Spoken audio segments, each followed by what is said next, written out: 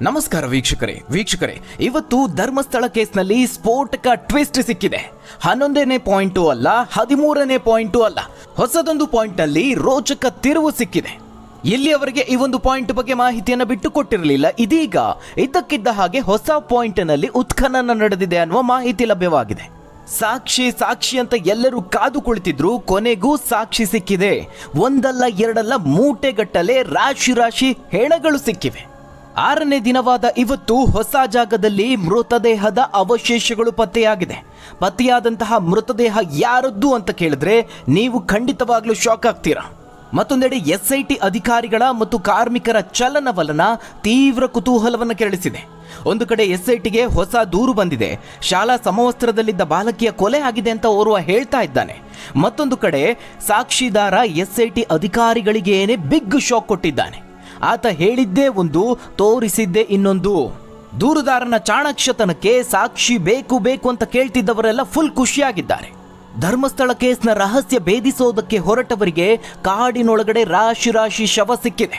ಇದೆಲ್ಲದರ ಮಧ್ಯೆ ಕಾಡಿನೊಳಗೆ 3 ಮೂಟೆ ಉಪ್ಪು ಹೋಗಿದೆ. ಇದು ಈಗ ಎಲ್ಲರ ಅಚ್ಚರಿಗೆ ಕಾರಣ ಆಗಿದೆ. ಈ ಕ್ಷಣದ ಬ್ರೇಕಿಂಗ್ ಸುದ್ದಿ ಅಂತಾನೆ ಹೇಳ್ಬೋದು. ಧರ್ಮಸ್ಥಳ ಗ್ರಾಮದಲ್ಲಿ ಅರಣ್ಯದೊಳಗೆ ಉಪ್ಪು ಮೂಟೆ ತೆಗೆದುಕೊಂಡು ಹೋಗಲಾಗಿದೆ. ಬಂಗ್ಲಗುಡ್ಡದ ರಹಸ್ಯ ಬಯಲಾಗೋದಕ್ಕೆ ಕ್ಷಣಗಣನೆ ಆರಂಭ ಆಗಿದೆ. ಹಾಗಾದ್ರೆ ಕಾಡಿಗೆ ತೆಗೆದುಕೊಂಡು ಹೋಗಿದ್ಯಾಕೆ ಉಪ್ಪಿನ ಮೂಟೆ? ಸಾಕ್ಷಿ ಹುಡುಕುತ್ತಿದ್ದವರಿಗೆ ಸಿಹಿ ಸುದ್ದಿ ಕೊಟ್ಟ ಸಾಕ್ಷಿದಾರ. SIT ದಾರಿ ತಪ್ಪಿಸಿದ್ನ ಮುಸುಕುದಾರಿ ವ್ಯಕ್ತಿ. ರಾಶಿ ಹೆಣಗಳನ್ನು ಕಂಡು ಏನ್ ಮಾಡಿದ್ರು? ಮೃತದೇಹಗಳು ಯಾರಿಗೆ ಸೇರಿದ್ದು? ಅಷ್ಟಕ್ಕೂ ಇದು ಕೊಲೆಯಾದ ವ್ಯಕ್ತಿಗಳದ್ದ? ಆರೋಪಿಗಳು ಸಿಕ್ಕೇ ಬಿಟ್ರ? 11ನೇ ಪಾಯಿಂಟ್ ಬಿಟ್ಟು ಗುಡ್ಡದ ಮೇಲೆ ಅಧಿಕಾರಿಗಳನ್ನ ಕರೆದೊಯ್ದಿದ್ಯಾಕೆ?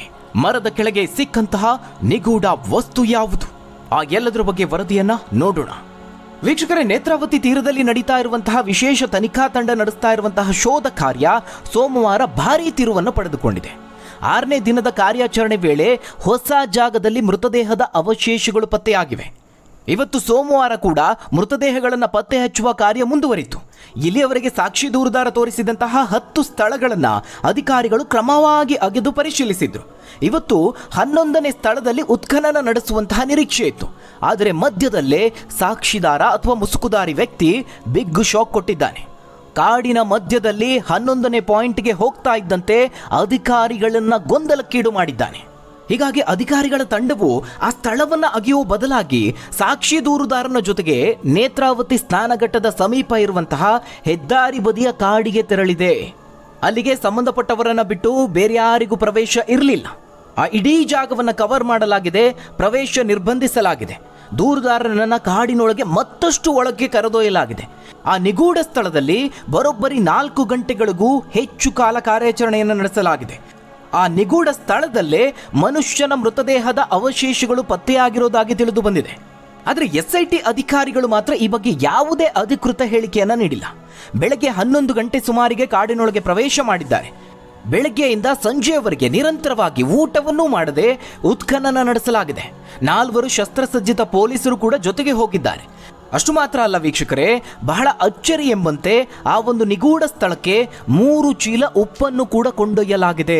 ಇದು ಈಗ ಭಾರಿ ಕುತೂಹಲವನ್ನು ಮೂಡಿಸಿರುವಂಥದ್ದು. ಜೊತೆಗೆ ಅಳತೆ ಟೇಪನ್ನು ಕೂಡ ಕೊಂಡೊಯ್ಯಲಾಗಿದೆ.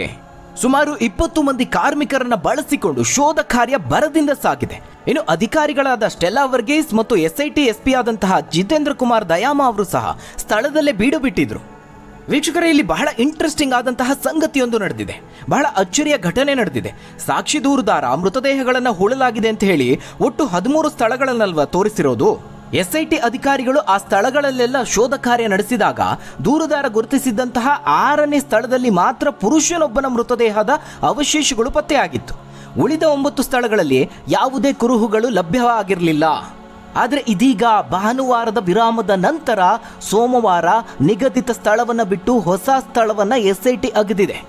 ಅಲ್ಲೇ ಈಗ ಮೃತದೇಹದ ಅವಶೇಷಗಳು ಪತ್ತೆಯಾಗಿರುವಂಥದ್ದು. ಆ ಮೂಲಕ ಇಡೀ ಪ್ರಕರಣಕ್ಕೆ ಭಾರೀ ತಿರುವು ಸಿಕ್ಕಿದೆ. ದಿನದಿಂದ ದಿನಕ್ಕೆ ಈ ಧರ್ಮಸ್ಥಳ ಪ್ರಕರಣ ಕುತೂಹಲವನ್ನು ಹೆಚ್ಚಿಸ್ತಾ ಇದೆ.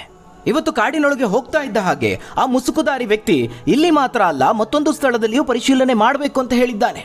ಅನಾಮಿಕನ ಹೇಳಿಕೆ ಒಂದು ಕ್ಷಣ ಅಧಿಕಾರಿಗಳನ್ನೇ ದಂಗುಬಡಿಸಿತು.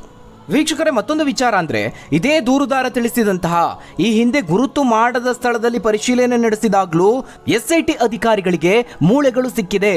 ಹೀಗಾಗಿ ದೂರುದಾರ ಮತ್ತೆ ತೋರಿಸಿದಂತಹ ಸ್ಥಳಗಳನ್ನೆಲ್ಲ ಸೇರಿ ಒಟ್ಟಾಗಿ 17 ಪಾಯಿಂಟ್ ಅನ್ನು ಗುರುತು ಮಾಡಲಾಗಿದೆ. ಎಕ್ಸ್ಕ್ಲೂಸಿವ್ ಸುದ್ದಿ ಇದು. ಇಲ್ಲಿವರೆಗೆ ನೀವೆಲ್ಲರೂ ಅಂದ್ಕೊಂಡಿರೋದು 13 ಪಾಯಿಂಟ್ಗಳು ಮಾತ್ರ ಅಂತ, ಆದರೆ ಒಟ್ಟು 13 ಅಲ್ಲ 17 ಪಾಯಿಂಟ್ಗಳು. ಹೀಗಾಗಿ SIT ಅಧಿಕಾರಿಗಳು ಒಟ್ಟಾಗಿ ಈಗ 30 ಕಡೆಗಳಲ್ಲಿ ಹುಡುಕಾಟವನ್ನ ನಡೆಸುತ್ತಿದ್ದಾರೆ ಅಂತ ತಿಳಿದು ಬಂದಿದೆ. ನೋಡಿ ಏನೆಲ್ಲ ಇಂಟ್ರೆಸ್ಟಿಂಗ್ ಆದ ಬೆಳವಣಿಗೆಗಳಾಗಿದೆ ಅಂತ. ಈ ಹಿಂದೆ 6ನೇ ಪಾಯಿಂಟ್ನಲ್ಲಿ ಮಾನವ ದೇಹದ ಸೊಂಟದ ಕೆಳಭಾಗದ ಮೂಳೆಗಳು ಸಿಕ್ಕಿದ್ವು. ಇದೀಗ ಮೂಳೆ ಮಾತ್ರವಲ್ಲದೆ ಮಹಿಳೆಯ ಬಟ್ಟೆಯೂ ಕೂಡ ಸಿಕ್ಕಿದೆ ಅನ್ನೋ ಮಾಹಿತಿ ಲಭ್ಯವಾಗಿದೆ. ಇದೆಲ್ಲದರ ಮಧ್ಯೆ ಈಗ ಅಧಿಕಾರಿಗಳ ಚಲನವಲನ ಭಾರಿ ಕುತೂಹಲವನ್ನ ಮೂಡಿಸ್ತಾ ಇದೆ. ಅದನ್ನು ಗಮನಿಸಿದ್ರೆ ಕಳೆಬರಹ ಸಿಕ್ಕಿರುವಂತಹ ಸಾಧ್ಯತೆ ಹೆಚ್ಚಿದೆ. ಬಂಗ್ಲಗುಡ್ಡ ಪ್ರದೇಶದಲ್ಲಿ ರಹಸ್ಯ ಹೊರಬೀಳುವುದಕ್ಕೆ ಕ್ಷಣಗಣನೆ ಆರಂಭ ಆಗಿದೆ. ಅರಣ್ಯ ಇಲಾಖೆ ಹಾಗೆ ಪೊಲೀಸರು ಜಂಟಿಯಾಗಿ ಇಲ್ಲಿ ಕಾರ್ಯಾಚರಣೆಯನ್ನು ನಡೆಸ್ತಾ ಇದ್ದಾರೆ. ಅರಣ್ಯ ಇಲಾಖೆ ತಂಡ ಅಳತೆ ಟೇಪನ್ನು ಹಿಡಿದುಕೊಂಡು ಕಾಡಿನೊಳಗೆ ಹೋಗಿದೆ. ಶಂಕಿತ ಸ್ಥಳಗಳಿಗೆ ತೆರಳಿ ಪರಿಶೀಲನೆ ನಡೆಸಿದೆ. ಅದೇ ರೀತಿ ಪೊಲೀಸ್ ಸಿಬ್ಬಂದಿಯೂ ಕೂಡ ಗನ್ಗಳ ಜೊತೆಗೆ ಕಾಡಿನ ಒಳಭಾಗಕ್ಕೆ ಹೋಗಿದ್ದಾರೆ. ಕಾಡಿನ ಒಳ ಪ್ರದೇಶಗಳಲ್ಲಿ ಉತ್ಖನನ ಕಾರ್ಯಾಚರಣೆ ನಡೆಸಿದ್ದಾರೆ. ವೀಕ್ಷಕರು, ಇಲ್ಲಿ ಅಚ್ಚರಿ ಅಂದ್ರೆ ಕಾಡಿನ ಒಳಭಾಗದಲ್ಲಿ SIT ಟೀಮ್ಗೆ ಕೊಳೆತ ಮೃತದೇಹ ಸಿಕ್ಕಿದ್ಯಾ ಅನ್ನೋ ಪ್ರಶ್ನೆ ಎದ್ದಿದೆ. 4-5 ವರ್ಷಗಳ ಹಿಂದೆ ಸಾವನ್ನಪ್ಪಿದಂತಹ ಮೃತದೇಹ ಪತ್ತೆ ಆಯ್ತಾ? ಕಾಡಿನಲ್ಲಿ ಕೊಳೆತ ಸ್ಥಿತಿಯಲ್ಲಿ ಮೃತದೇಹ ಪತ್ತೆ ಆಗಿದ್ಯಾ? ಈ ರೀತಿಯಾಗಿ ಹಲವು ಪ್ರಶ್ನೆಗಳನ್ನು ಎಬ್ಬಿಸಿದೆ. ವೀಕ್ಷಕರೇ, ಅದಕ್ಕೆ ಕಾರಣ ಕೂಡ ಇದೆ. ಕೆಲವೊಮ್ಮೆ DNA ಸಂರಕ್ಷಣೆಗೆ ಉಪ್ಪಿನ ಬಳಕೆ ಮಾಡಲಾಗುತ್ತದೆ. ಉಪ್ಪು ಶವದ ಭಾಗವನ್ನು ಒಣಗಿಸಿ DNA ಕ್ಷಯದಿಂದ ರಕ್ಷಿಸಬಹುದು. ಮೃತದೇಹದ ಮೂಳೆ ಅಥವಾ ದೇಹ ಭಾಗವನ್ನ ಉಪ್ಪಿನಲ್ಲಿ ಸಂಗ್ರಹಿಸಿ ನಂತರ ಲ್ಯಾಬ್ಗೆ ಕಳುಹಿಸಲಾಗುತ್ತೆ. ಕೆಲವೊಮ್ಮೆ ಟ್ರಾನ್ಸ್ಪೋರ್ಟ್ ಸಮಯದಲ್ಲೂ ಶವದ ಎಲುಬು ಅಥವಾ ದಂತ ಭಾಗ ಉಪ್ಪಿನೊಂದಿಗೆ ವಸ್ತ್ರದಲ್ಲಿ ಹಾಕೋದು ತಾತ್ಕಾಲಿಕ ಸಂರಕ್ಷಣೆಯ ವಿಧಾನವಾಗಿದೆ. ಇದೇನ್ ಮಾಡುತ್ತೆ, ಫಂಗಸ್ ಅಥವಾ ಬ್ಯಾಕ್ಟೀರಿಯಾವನ್ನು ತಡೆಯುವಲ್ಲಿ ಹಾಗೆ DNA ಅಳಿಯದಂತೆ ಉಳಿಯೋದಕ್ಕೆ ಈ ಒಂದು ಉಪ್ಪು ಸಹಕಾರಿಯಾಗಿದೆ. ಸದ್ಯ ಕಾಡಿನ ಒಳಗೆ 3 ಮೂಟೆ ಉಪ್ಪನ್ನು ಕಾರ್ಮಿಕರು ತೆಗೆದುಕೊಂಡು ಹೋಗಿದ್ದಾರೆ. ಹೀಗಾಗಿ ಮತ್ತಷ್ಟು ಕುತೂಹಲವನ್ನು ಹುಟ್ಟಿಸಿದೆ. ಹೀಗಾಗಿ ಇವೆಲ್ಲವನ್ನ ಗಮನಿಸಿದಾಗ ಮತ್ತೊಂದು ಅಸ್ಥಿಪಂಜರ ಸಿಕ್ಕಿರೋದು ಬಹುತೇಕ ಖಚಿತ ಎನ್ನಲಾಗಿದೆ. ಇನ್ನು ಸಾಕ್ಷಿದಾರ ಅಥವಾ ಮುಸುಕುದಾರಿ ವ್ಯಕ್ತಿಯ ನಡೆ ಈಗ ಹಲವು ಅನುಮಾನಗಳನ್ನು ಹುಟ್ಟಿಸ್ತಾ ಇದೆ. ಯಾಕಂದ್ರೆ ಕೋರ್ಟ್ಗೆ ಒಪ್ಪಿಸಿದಂತಹ ತಲೆಬುರುಡೆ ಸುಲಭವಾಗಿ ಅನಾಮಿಕನಿಗೆ ಸಿಕ್ಕಿತ್ತು. ಈಗ ಯಾಕೆ SITಗೆ ಸಿಕ್ತಿಲ್ಲ ಅನ್ನೋದು ಬಹಳ ಅನುಮಾನವನ್ನು ಮೂಡಿಸ್ತಾ ಇದೆ. ಈಗಾಗಲೇ ಧರ್ಮಸ್ಥಳದಲ್ಲಿ 100 ಶವಗಳನ್ನು ಹೂತುಹಾಕಲಾಗಿದೆ ಅನ್ನುವ ಸಂಚಲನಕಾರಿ ಪ್ರಕರಣ ಮತ್ತಷ್ಟು ತೀವ್ರತೆಯನ್ನು ಪಡೆದುಕೊಳ್ತಾ ಇದೆ. ಈ ಪ್ರಕರಣಕ್ಕೆ ಸಂಬಂಧಪಟ್ಟಂತೆ ಜುಲೈ 11ರಂದು ಕೋರ್ಟ್ಗೆ ಒಪ್ಪಿಸಲಾದಂತಹ ಮಾನವ ಅಸ್ಥಿಪಂಜರದ ಬುರುಡೆ ಸುಲಭವಾಗಿ ಅನಾಮಿಕನಿಗೆ ಸಿಕ್ಕಿತ್ತು. ಅದರ ವಿಡಿಯೋ ಕೂಡ ರೆಕಾರ್ಡ್ ಮಾಡಲಾಗಿತ್ತು. ಅದನ್ನು ರಿಲೀಸ್ ಮಾಡಲಾಗಿದೆ. ಕೇವಲ ನಮ್ಮ ರಾಜ್ಯದಲ್ಲಿ ಮಾತ್ರವಲ್ಲದೆ ರಾಷ್ಟ್ರ ಮಟ್ಟದಲ್ಲಿ ಸದ್ದು ಮಾಡ್ತಾ ಇದೆ. ಆದರೆ ಈಗ ತನಿಖಾಧಿಕಾರಿಗಳಿಗೆ ಆ ಒಂದು ತಲೆಬುರುಡೆ ತಂದಂತಹ ಸ್ಥಳ ಸಿಗ್ತಾ ಇಲ್ಲ. ಬೇರೆ ಸ್ಥಳಗಳಲ್ಲಿ ಕೆಲವೊಂದು ಅಸ್ಥಿಪಂಜರ ಸಿಕ್ಕಿದೆ. ಆದರೆ ದೂರುದಾರ ಕೋರ್ಟ್ಗೆ ಒಪ್ಪಿಸಿದಂತಹ ತಲೆಬುರುಡೆಯ ಉಳಿದ ಅಸ್ಥಿಪಂಜರಗಳು ಯಾಕೆ ಸಿಗ್ತಿಲ್ಲ ಅನ್ನೋದು ಈಗ ಭಾರಿ ಕುತೂಹಲವನ್ನು ಮೂಡಿಸ್ತಾ ಇದೆ. ಇದೇ ಅನುಮಾನ ಈಗ ಪ್ರಕರಣಕ್ಕೆ ಹೊಸ ತಿರುವು ಕೊಟ್ಟಿದೆ. ಅವತ್ತಿನ ದಿನ ಕೋರ್ಟ್ಗೆ ಸಲ್ಲಿಸಲಾಗಿದ್ದ ಬುರುಡೆಗಳನ್ನು ಬಹಳ ಸುಲಭವಾಗಿ ಆತ ಪತ್ತೆ ಹಚ್ಚಿದ್ದ. ಇದೀಗ SIT ಅಧಿಕಾರಿಗಳ ಎದುರು ಅನುಮಾನಾಸ್ಪದ ನಡವಳಿಕೆಯನ್ನು ತೋರಿಸ್ತಾ ಇದ್ದಾನೆ. ಈಗ ಆತ ಗುರುತಿಸಿದ ಸ್ಥಳದಲ್ಲಿ ಎಷ್ಟೇ ಶೋಧಿಸಿದ್ರೂ ಅಸ್ಥಿಪಂಜರಗಳು ಸಿಕ್ಕಿಲ್ಲ. ಹಾಗಾದ್ರೆ ಅನಾಮಿಕ ವ್ಯಕ್ತಿಗೆ ತಲೆಬುರುಡೆ ಸಿಕ್ಕಿದ್ದು ಎಲ್ಲಿ? ಬೇರೆ ಯಾರಾದರೂ ಆತನಿಗೆ ತಲೆಬುರುಡೆಯನ್ನು ನೀಡಿದ್ರಾ? ಈ ಅನುಮಾನಗಳು ಕಾಡ್ತಾ ಇದೆ. ದೂರುದಾರ ವ್ಯಕ್ತಿಯ ವಿರುದ್ಧವೇ ಈಗ ಸಾರ್ವಜನಿಕರು ಅನುಮಾನವನ್ನು ವ್ಯಕ್ತಪಡಿಸ್ತಾ ಇದ್ದಾರೆ. ಈ ಬಗ್ಗೆ ಗಂಭೀರವಾಗಿ ಗಮನ ಹರಿಸಿದಂತಹ SIT ಅನಾಮಿಕನನ್ನು ತೀವ್ರವಾಗಿ ವಿಚಾರಣೆ ಮಾಡ್ತಾ ಇದೆ. ಶೀಘ್ರದಲ್ಲೇ ಸತ್ಯ ಹೊರಬರಲಿದೆ ಅನ್ನುವ ನಂಬಿಕೆ ಅಧಿಕಾರಿಗಳಿಗಿದೆ. ವೀಕ್ಷಕರ, ಇದೆಲ್ಲದರ ಮಧ್ಯೆ ಈ ಪ್ರಕರಣ ಒಂದು ಕಡೆಯಾದರೆ ಮತ್ತೊಂದು ಕಡೆ ಇದ್ದಕ್ಕಿದ್ದ ಹಾಗೆ ಮತ್ತೋರ್ವ ವ್ಯಕ್ತಿ ಬಂದು SIT ಅಧಿಕಾರಿಗಳಿಗೆ ದೂರು ಕೊಟ್ಟಿದ್ದಾನೆ. ಅದರಲ್ಲಿ ಆ ವ್ಯಕ್ತಿ ಪೊಲೀಸರ ವಿರುದ್ಧವೇ ಗಂಭೀರ ಆರೋಪವನ್ನು ಮಾಡಿದ್ದಾನೆ. ಅದು ಮಾತ್ರ ಅಲ್ಲ, ದೂರಿನಲ್ಲಿ ಸ್ಫೋಟಕ ಅಂಶಗಳನ್ನು ಉಲ್ಲೇಖಿಸಿದ್ದಾನೆ. 2002 ಮತ್ತು 2003ರ ಅವಧಿಯಲ್ಲಿ ಸುಮಾರು 13ರಿಂದ 15 ವರ್ಷದ ಹೆಣ್ಣು ಮಗುವಿನ ಮೃತದೇಹವನ್ನ ರಾಜ್ಯ ಹೆದ್ದಾರಿ 37ರ ರಸ್ತೆ ಬದಿಯ ಅರಣ್ಯದಲ್ಲಿ ಎಸೆದು ಹೋಗಿದ್ದಾರೆ ಅಂತ ಸ್ಥಳೀಯ ನಿವಾಸಿ ಬೆಳ್ತಂಗಡಿ ವೃತ್ತ ನಿರೀಕ್ಷಕರ ವ್ಯಾಪ್ತಿಯಲ್ಲಿರುವಂತಹ ಪೊಲೀಸ್ ಅಧಿಕಾರಿಗೆ ಮಾಹಿತಿಯನ್ನು ನೀಡಿದ್ದಾರೆ. ಈ ಮಾಹಿತಿಯನ್ನು ಪಡೆದು 1 ವಾರದ ನಂತರ ಆಟೋದಲ್ಲಿ ಸುಮಾರು ಮಧ್ಯಾಹ್ನ 2 ಗಂಟೆ ಸುಮಾರಿಗೆ ಸ್ಥಳಕ್ಕೆ ಬಂದಂತಹ ಪೊಲೀಸ್ ಅಧಿಕಾರಿ ಫೋಟೋ ತೆಗೆದಿದ್ದಾರೆ.